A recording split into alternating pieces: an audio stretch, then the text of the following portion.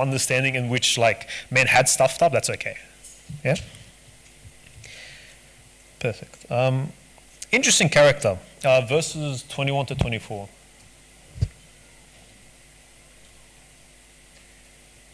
Yeah, can someone read from 21 to 24? Enoch lived 65 years and begot Methuselah. Sorry, yeah. After he begot Methuselah, Enoch walked with God 300 years and had sons and daughters. So all the days of Enoch were 365 years. And Enoch walked with God, and he was not, for God took him. Okay, now why is this so interesting? We didn't read all of it, so you're not going to see that distinction, but I'll give you, for example, one of the other genealogies, one of the other verses. Let's say for Jared in verse 18. Now Jared lived 162 years and begot Enoch. After he begot Enoch, Jared lived 800 years and begot sons and daughters. So all the days of Jared were 962 years and he died. Right? Every single one of those ends with and he died. This is the only one it doesn't end with and he died. Yeah? Does anyone know the reason why? He's only one of two characters where this happened to them in the Old Testament. What happened with Enoch? Anybody? No? And he was not and God took him. What does that mean? There's somebody who begins with an E in the Old Testament, something similar happened to him. Verena, I know you know the answer. Say something. No? Okay. Yeah? Yeah, right? So same or not same, similar wording, and that God took him. So in the same way Elijah was taken up to heaven in a fiery chariot, you have Enoch is he lives a certain time frame, and then he was not because God took him, right? It's a very weird line, like extremely weird. Like we know nothing about this character, and it's such a throwaway thing to put in a genealogy. Like if you're going to say this guy was taken up by heaven to God, at least make a story out of it. Like tell us something. But we're told nothing. We're told absolutely nothing.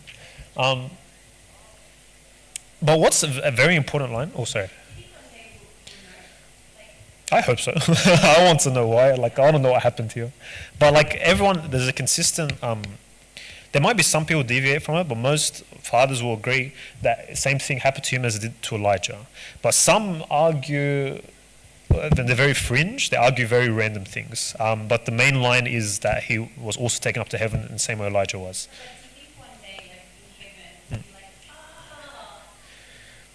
I would have so many more questions before that one, but I'd hope that one would be answered as well, 100%.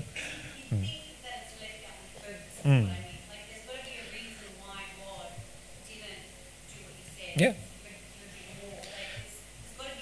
I honestly don't know. I don't know. This one I always stop and I look at, like another one is Melchizedek, where you like look at his story and he mentioned he was a priest of the Lord Most High and he offers bread and wine and Abraham gives like a tenth of all that he has. It's like, why? What was going on there?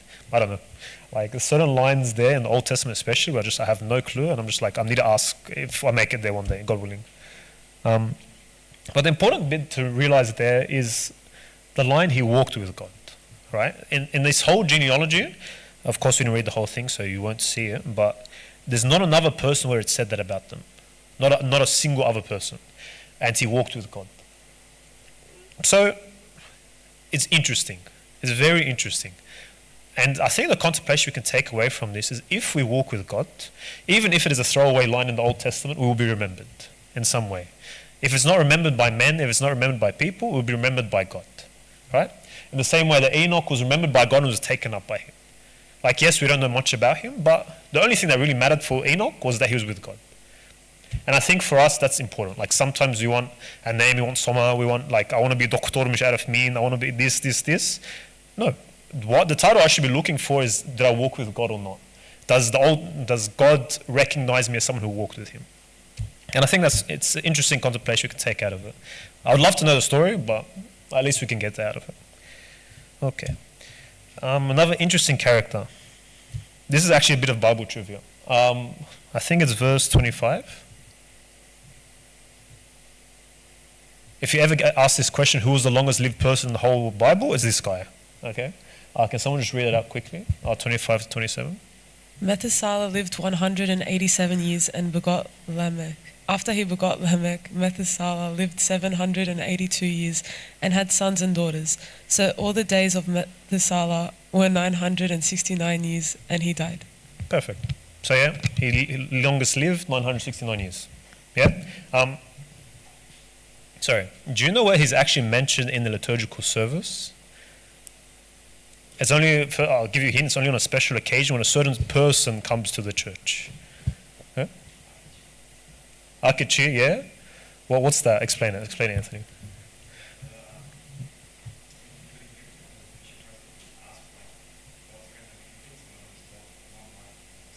Perfect. For anyone who didn't hear that, there's a special conclusion for the bishop. So when a bishop is present, they change the conclusion. And one of the things they say, may have long life as Methuselah.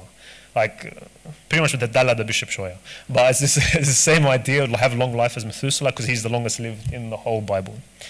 And then we have, after Methuselah, is Lamech. And Lamech's son is Noah, who we're going to go into in chapter 6. Yep, so we can go straight into chapter 6. Perfect. Okay. So let me just check one thing. Okay. One interesting thing to note, by the way, is this genealogy, it's not concluded in a sense, right?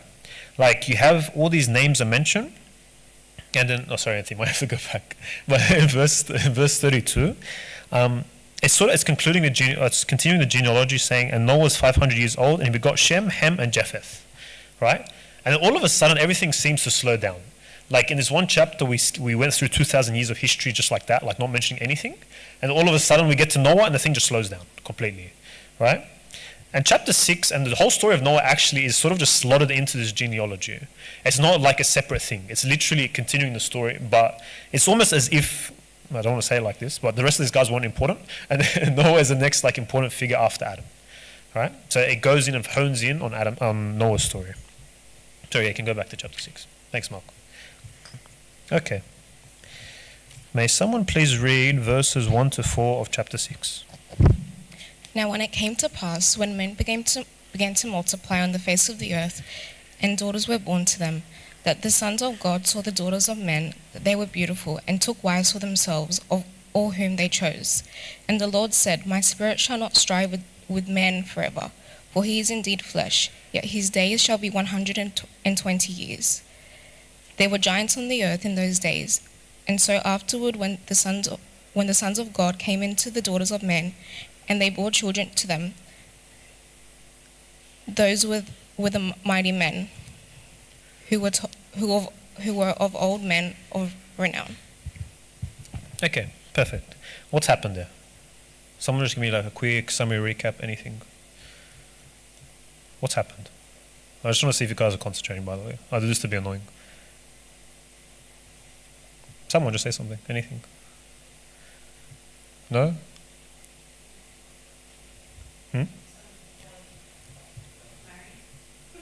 Okay, that's verse 4. Okay. Okay, yes. I don't know why it specifically says beautiful, but yes, fair. So what's happened? Like you have, creation was okay at the beginning. 2,000 years, everything starts to fall apart. And then you reach this point and like literally it's gone. Like everything's stuff now, right? Where to the point of the sons of God are now following after the daughters of men. What does that mean? Who are the sons of God?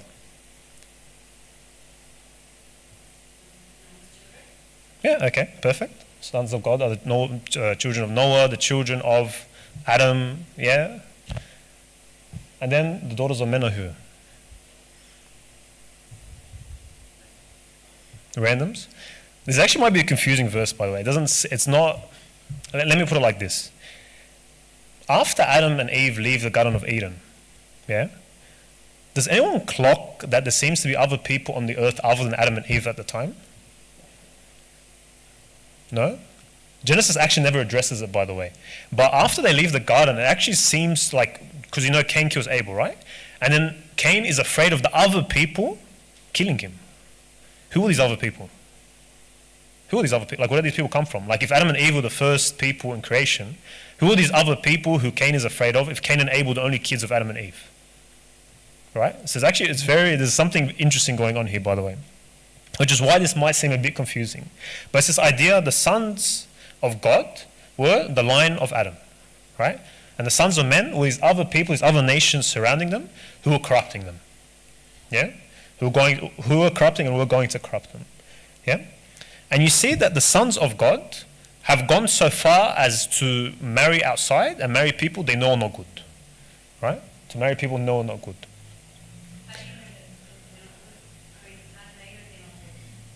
Ah.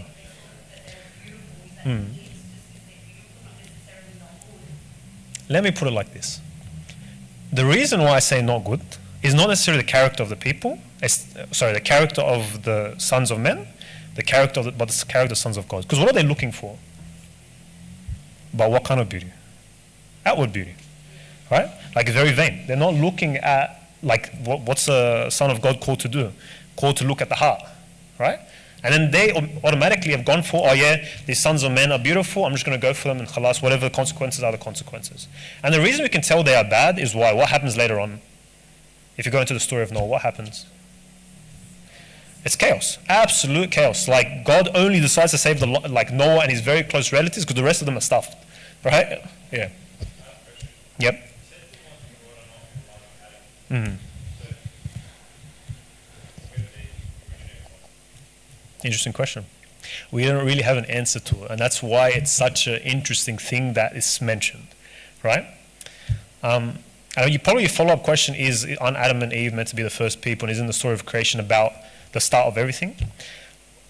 Okay, this is not being recorded, right? Is it being recorded? It is, yeah, that's just delete it after. But it's a controversial topic. And the reason I say that is because, have you heard of like New Earth creationists and those kind of people, like where they take the story of Genesis and like literally try and count from the beginning to see how old the earth is and that kind of thing? Have you heard of these kind of people before? Like the people who say the earth is 6,000 years old. It's because they took Genesis, which is not meant to be a literal account of history, as a literal account of history. And because of that, they've sort of missed the point of it. Because what's the point of the book of Genesis? What's the whole point of any book in the Bible? Edification, yes. But also what? Salvation, right? And to summarize that, the story of man's walk with God, right? It's a story of men walking with God.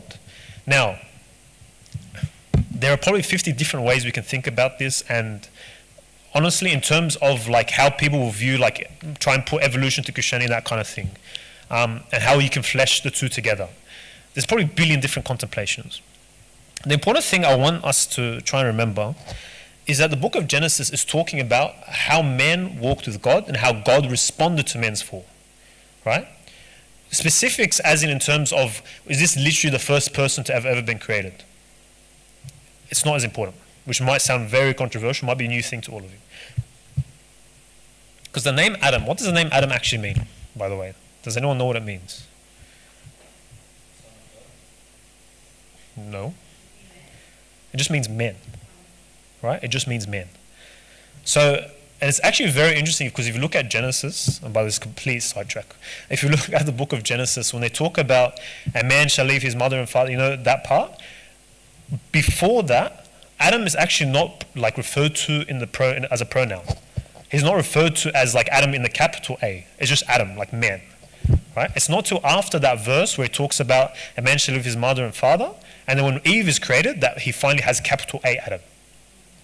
Almost to say there's a transition in some sense from men in general to this specific person we're now talking about called Adam. Make of that what you will.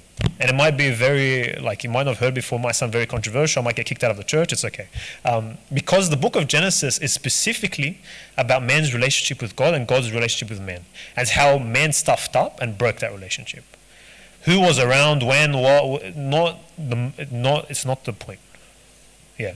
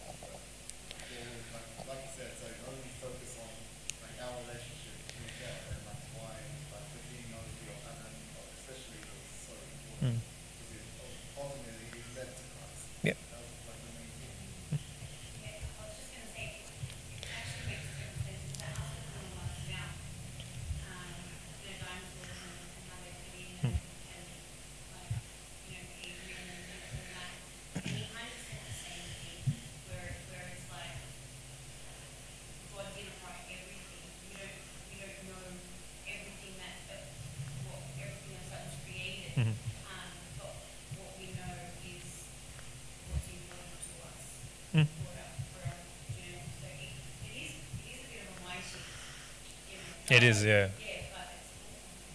Yeah. But does that make sense? Do you guys want to kick me out of the church here, or is it okay? We good? Okay, we good. Okay, but back to this point.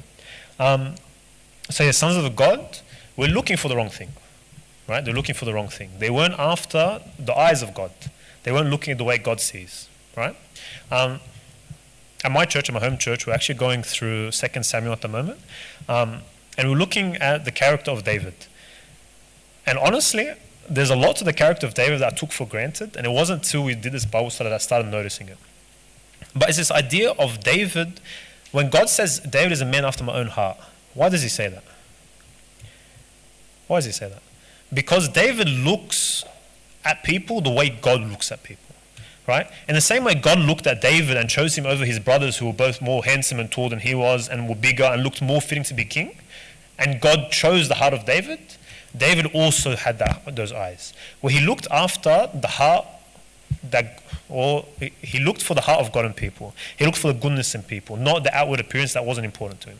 Even though he stuffs up much later, but we forget about that. But that he had those eyes, yeah. And the people and the sons of God had forgotten that. They lost that. They lost their way because they got caught up on the outward beauty and forgot about everything else. Right? Like they didn't think, oh, they might take us away from God. They might take us away from our people. They might give us bad habits. They might corrupt us. No, they didn't think about any of that. They go, oh yeah, she's good looking. Yeah, let's go. Yeah? That's literally what they did. Yeah? That's literally what they did. And it's a lesson to us, not necessarily in terms of relationships, because that can go down that path, but in terms of our friendships, in terms of the people we interact with, in terms of all these things. Because we go after the people who might seem like the cool person in the friendship group, and you might want to hang around with them because maybe I'll get cool by being around them. And we forget the eyes of God. Because the eyes of God are what? The eyes that look at the lost sheep. It looks at the one who's outcast from the group. The one who might be like we don't get along with them, might be hard to talk to. And I say this to myself first, by the way, because we all have these thoughts. Like, those are the eyes of God. He looks for the one who is outcast and looks for them. He looks for the goodness in the person. He looks for the goodness of the other. Yeah? And this was the first big, or not first big mistake, because Cain killing Abel was a huge one, but it represents a change in the paradigm, like paradigm shift, like this idea where they've become so corrupt they can't even look with the eyes of God anymore. They don't even care for what God wants. Yeah? Sorry, we belabored the point a little bit. Can we just go verse 3 and 4? Okay, now this is an interesting verse, and I think it might have been confusing, or it was confusing for me for sure, the first time I ever read this. Verse 4, can someone just reread that one verse? Yeah. There were giants on the earth in those days, and also afterward when the sons of God came into the daughters of men, and they bore children to them. Those were the mighty men who were of old, men of renown. Mm-hmm. What's going on here? Who are these giants? I saw a smile over there. Do you know who they are? Potentially, but no. Who are the giants? Have you ever heard of people or things, I don't know how you describe them, called the Nephilim? Yeah? So, not to go into it because it is it's dark, it's quite dark. But these sons of God that are being referred to here are not the same as the sons of Adam, right? Or the sons of Noah. The ones that are being referred to here are actually fallen angels. They're talking about demons. Yeah? And when they say bore children to them, not to go into too much detail, but what would happen is someone would actually willingly get possessed by a demon, go into a woman, and that woman's child would have weird characteristics. And these were the race of giants. This is what they call them, the giants. Yeah? So don't get them confused with the sons of God they're referring to earlier. Yeah? They're completely different. Yeah? That's just so you know. We'll move on very quickly. Verses 5 to 8. Then the Lord saw that the wickedness of man was great in the earth, and that every intent of the thoughts of his heart was only evil continually. And the Lord was sorry that he had made man on the earth, and he was grieved in his heart. So the Lord said, I will destroy man whom I have created from the face of the earth, both man and beast, creeping thing, and birds of the air, for I am sorry that I have made them. So is that verse 8? But Noah found grace in the eyes of the Lord. Perfect. Sorry. What's happened here? And what's your reaction to what's happened here? It's intense.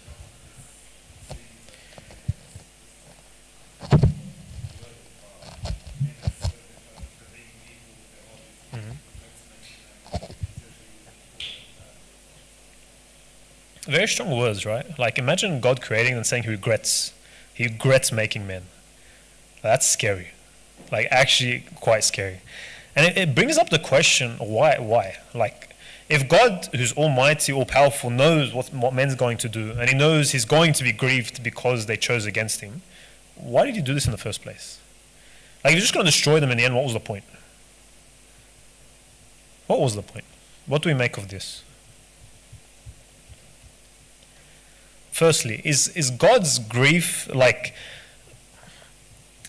firstly, the word choice is interesting. He's grieved. It's not God was angry. It's not God was furious. It was God was grieved. Right? The word choice is very interesting. Yeah. So go, Mario. Mm-hmm.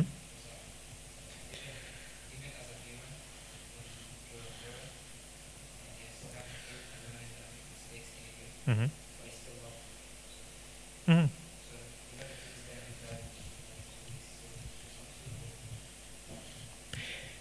But if God, I can bring up the question, if God loved them, why kill them? Right? Because we know what's going to come next. There's going to be a great flood that's going to wreck everyone. Why? It's a tough question, right? Yeah, go, Chris. Yeah, why kill them? Okay, yeah, go into that a little bit more.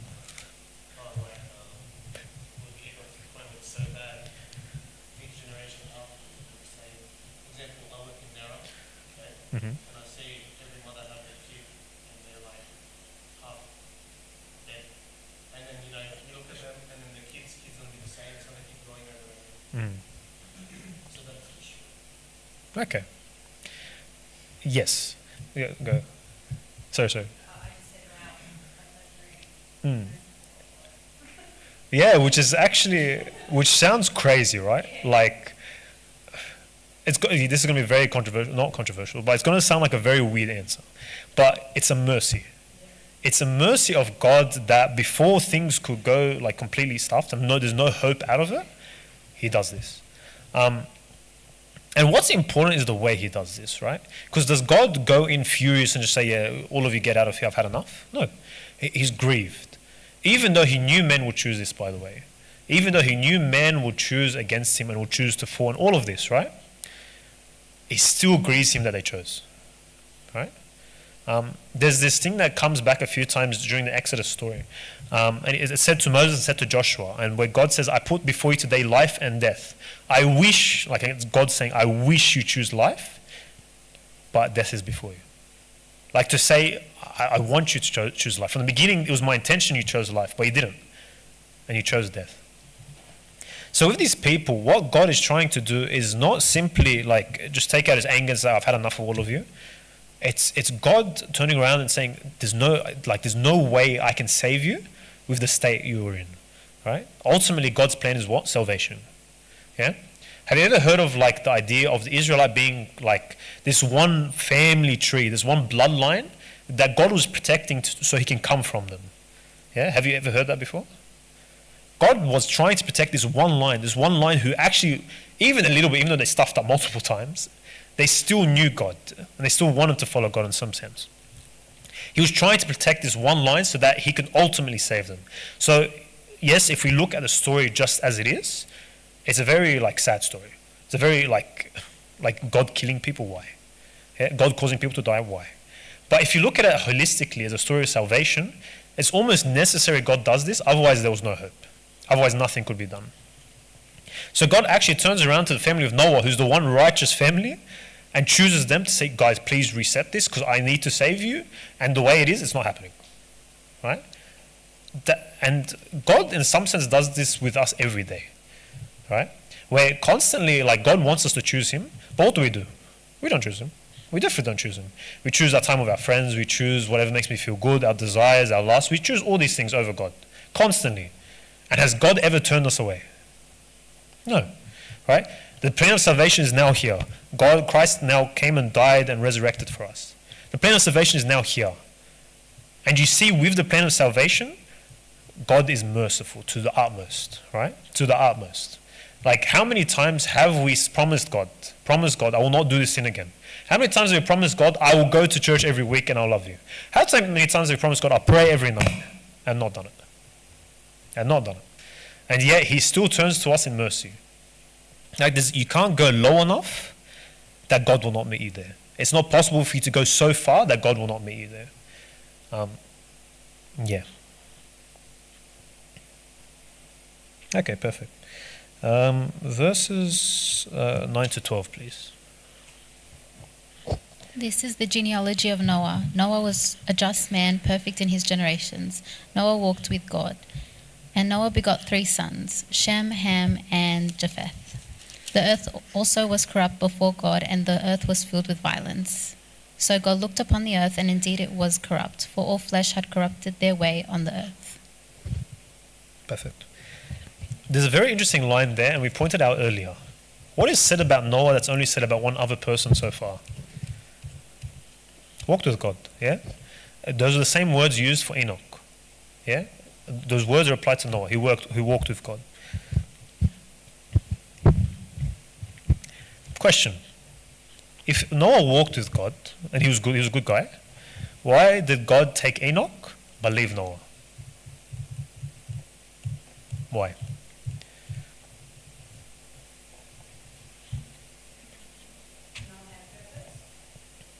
Yes. Okay, why couldn't have God done with Enoch what He did with Noah? So, like, why couldn't Enoch have been the family that He chose for the flood to happen at the same time as, and reset it there?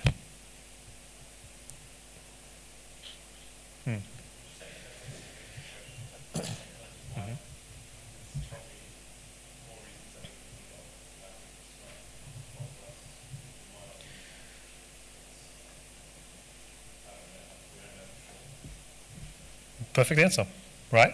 We don't know for sure. Like, Enoch potentially could have been Enoch. Why wasn't it Enoch? I don't know. I honestly don't know. And it's interesting because we see a similar situation with the saints. Like, you have one saint seemed to live an amazing life, lived like in a palace, was a king, was this, and then lived to a ripe old age and passed away in peace, right? I can't think of an specific example off the top of my head, maybe like David or maybe like Hezekiah or something like that. And then you have saints who absolutely got wrecked, like copped it. Yeah, like actually copped it. Who's the one that's called the mutilated? What's his name? St. John, right? Like the guy who literally like every part of his body was taken apart. Yeah, which is like the severe, that's crazy. Yeah? And you look at both of them were walked with God and righteous before God. One suffered to the utmost, one suffered but in a different way. And you look at them, it's like, why? Like, why would you cause that to happen to St. John, but then you leave King Hezekiah to chill and you actually gave him extra life for the lols? Like, oh, why? Like, like why? And it brings up a very interesting point to us, because from our perspective, when we compare that, we could say it's unfair. Like, in some sense, we could say it is unfair. It's like, they're both in heaven with you now. Why do this to the one guy and the other guy gets away scot-free? Right? And it brings up the point of comparison, where we follow God. Like, each one in our lives, we try to follow God as best we can. And we follow God and we pray to God and we try to have a good spiritual life. Especially during Lent, we try to get closer to God. And then sometimes we slip up and look around us, like we stop, our focus slips from God for a second, and we say, I'm following you. This guy's following you. Why has he got a 50 times better life than I do? Right? Why? Like, he's got a great house, he's got a great career, he's got a great this, and I'm over here just suffering to try and get through life. But I'm following you. Like, what have I done wrong? And like, you look at examples like Job, for example, where you look at his life, he did nothing wrong, copped it, but he got everything back. Like, but that's always the answer we give. He got everything back in the end. But how about if Job didn't get anything back? Would we say God didn't love Job? Would we say God just wanted to wreck Job for the lols? No. It's a mystery. To be honest with you, it's a mystery.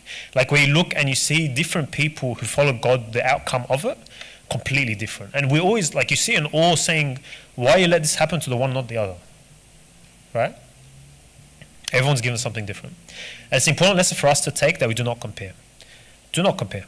No matter what it is, even like it's very, unfortunately, we're Egyptians. We love to compare. مش عارف مين عنده بيت ده ومش عارف مين دكتور. Like we do this all the time, and it's the most annoying thing in the world, right?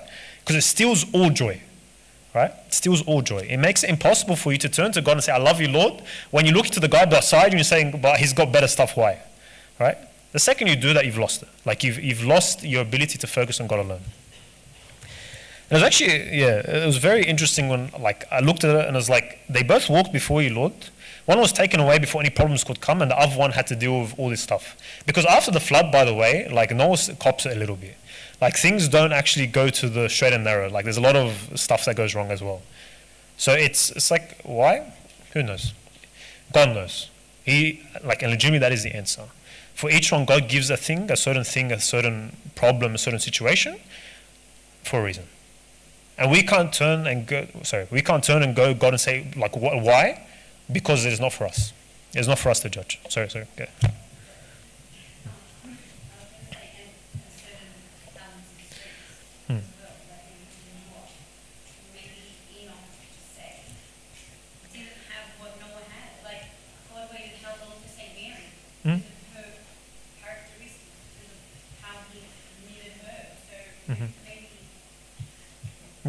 And like even Saint Mary had a tough time of it. Like I don't know, this very hippie quote, but I think it's the one like God gives his toughest warriors the greatest trials or something like that. Like you always see on Instagram as you're scrolling. Yeah. Like it's a very fluffy quote, but like it's not a lie. Like in some sense, to each he gives a different battle, depending on their ability. But yeah. Pretty much to say like this, God has a vision for each one of us, and it's not for us to say which vision is better and which vision I should have. Right? It is, if I want to follow God sincerely, I'll take whatever comes from his hand. And it's a very, very hard thing to do, by the way. I'm saying this quite lightly, but it is not an easy thing to do. It is not an easy thing to do. To accept what God has given you is the battle of your life. It's literally the story of your life. It's in each moment saying, thank you, God, no matter what it is. It's the hardest thing to do. By far the hardest thing to do. Mother Teresa, for example, who's the one in Calcutta? Was it Mother Teresa? Yeah, sorry. She actually talks about how when she was serving God, she didn't feel the presence of God at all. Like she would pray and did not feel God. She would serve, didn't feel God. And it was like she was writing I think it was in her journal, someone mentioned to me like not that long ago, and she was suffering. Like she was saying like, I'm doing all of this for you, Lord, and you're not there. Right? And then there's like almost this turning point in the book where she sort of says, Lord, if I must for the rest of my life live like this, not feeling your presence, just to ultimately receive your presence in heaven, so be it. Right? And that answer, so be it, is such a strong answer. Right? Because how often do we say, so be it, but can I have this? So be it, but please give me this? We do it all the time. But just saying, so be it, Lord, is the most powerful response you can have. Perfect. Okay, verses 13 to 22. Almost there, guys. And God said to Noah, the end of all flesh has come before me, for the earth is filled with violence through them. And behold, I will destroy them with the earth. Make yourself an ark of gopher wood. Make rooms in the ark and cover it inside and outside with pitch. And this is how you shall make it. The length of the ark shall be 300 cubits, its width 50 cubits, and its height 30 cubits. You shall make a window for the ark, and you shall finish it to a cubit from above, and set the door of the ark in its side. You shall make it with lower, second, and third decks. And behold, I myself am bringing flood waters on the earth to destroy from under heaven all flesh in which is the breath of life. Everything that is on the earth shall die, but I will establish my covenant with you, and you shall go into the ark, you, your sons, and your wife, and your sons' wives with you. And of every living thing of all flesh you shall bring 2 of every sort into the ark to keep them alive with you. They shall be male and female. Of the birds after their kind, of animals after their kind, and of every creeping thing of the earth after his kind. 2 of every kind will come to you to keep them alive. And you shall take for yourself of all food that is eaten, and you shall gather it to yourself, and it shall be food for you and for them.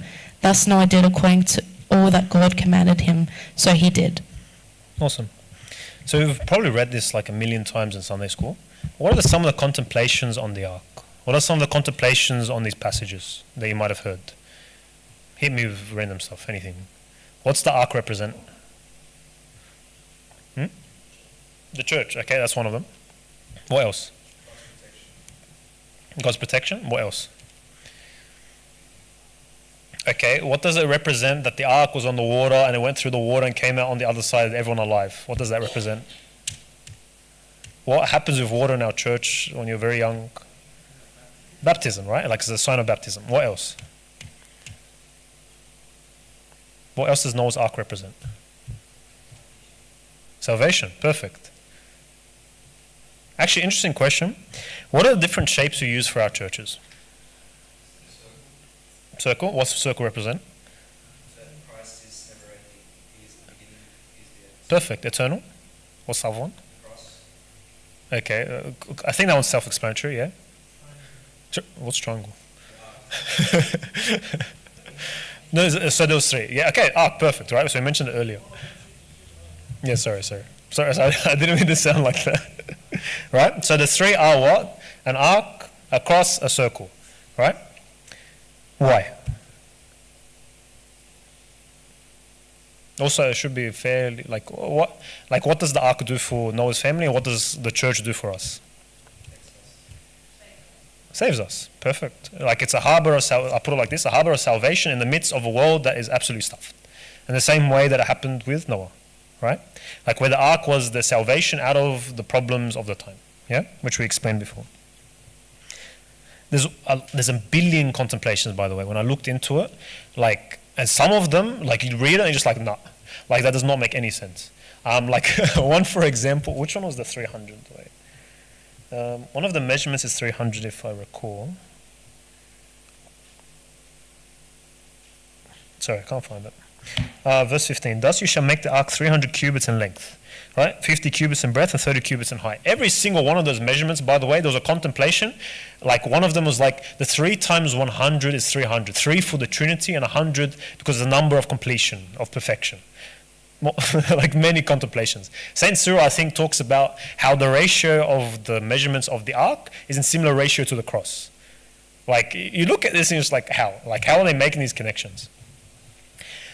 To say, like yeah, some of them might seem outlandish to us, but to say that they look in this image of Noah and they look at it as something very important, right? As something central.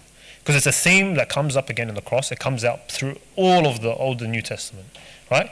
This idea in which God provides an ark to his people to have a way out, right? Because you know we were talking about before, saying why did God kill all these people? Yeah, he did in a sense, kill all these people, but he gave them an ark, right? Yes, we're in a world that's stuffed, but he gave us the church, right? God does not leave his people. We're it's very easy for us to see like a massacre, to see people get martyred, to see all these kind of things and say, where were you, Lord? Right? But he's there. He's there. It's hard for us to see. It's hard for us sometimes to understand. But he provides for us an ark. He provides for us an ark. For some, I don't know, we try to explain away all the catastrophes of the world. We can try and say it's God's providence, yes. But ultimately, in some sense, as we have seen just in what we've read so far, humanity's stuffed, right? We're all quite stuffed. Yeah? We all have our issues, we all have our problems, we know what they are. Right? We're very aware of them. And we're very aware that when we turn to God, we feel better, in a sense. We feel healed. We feel like these problems disappear. And the second we take our eyes off God for a second and back to our problems, we find that we go back to what we were before. Yeah? But God still provides us an ark. Still provides us a way out. And I think this is why there's so many contemplations on this. Because the church fathers, in looking into this, look into the joy they have in that they have the church. Into the joy of they have a way out despite their sin, despite their problem, despite their adversity. Yeah? And for each of us, it should be a hope. Yeah? It should be a sign of hope. That if I choose to walk with God, and even if I stuff up and fall, God is there for me. Right? God will have an ark for me. Even if the ark is not until I see him again, There is an arc. There is a way out. If I'm like Mother Teresa and I don't see or feel the presence of God until the day I die, so be it. Yeah, it's a hard thing to do. And I don't want anyone to feel like the words I'm saying are quite light. Like I'm not taking this lightly. One thing I've noticed as I've grown up is this idea in like, you are probably as good as you ever will be. What do I mean by that? The problems, the problems you have, the sins you have, your predispositions, all of these things likely won't go away. Likely won't go away. And the journey of your life is not to get rid of these things, because you won't be able to. It is to be so wholly focused on God that these things fall away, right? Because the second you turn away from God, these things will come back. And that's a surety. These things will come back. The problems you face will come back. But if you keep your eyes on God, you keep your eyes on the ark, yeah, you have a way out. You go back to Him. And these things become less, they have less of a grip on you. But definitely the second you turn away from God and back to your problems, they come back in full force. Yeah? So, yes, the things I'm saying sound very simple, but you will spend your whole life trying to discover how to do this. Yeah? Even now, definitely I won't even pretend to have discovered anything. Right? But the one truth I have learned is this: so be it. Is whatever it is, so be it. Whatever the problem is, so be it. Lord, I'll follow you. Any questions or comments? You look like you have something, Chris. No? Questions, comments? Did everything make sense? On a scale of 1 to 10, how heretical was I today? We good?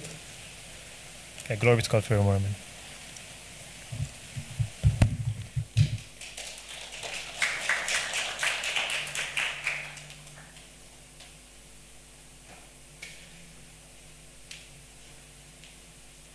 All right, thank you so much, Anthony. Such a great Bible study today on Genesis chapter 5 and 6. Make sure you guys join us next week as we go through Genesis chapter 7. So, in terms of announcements for today, Christian Aid is every Tuesday at 6:50. If you guys want more information, come speak to any of the servants and we can direct you in the right direction. Next announcement is group chat. So if you guys are not in the St. Paul's Youth Chat, that's where all of our announcements are placed. Everyone's more than welcome to be added, so you can come see any of the servants and you're added as well. These announcements are also put on their church Instagram, so if you guys want information there, you can go have a look on those pages. There will be food after, so make sure you guys join us for food. Youth meetings every Friday at 8 p.m.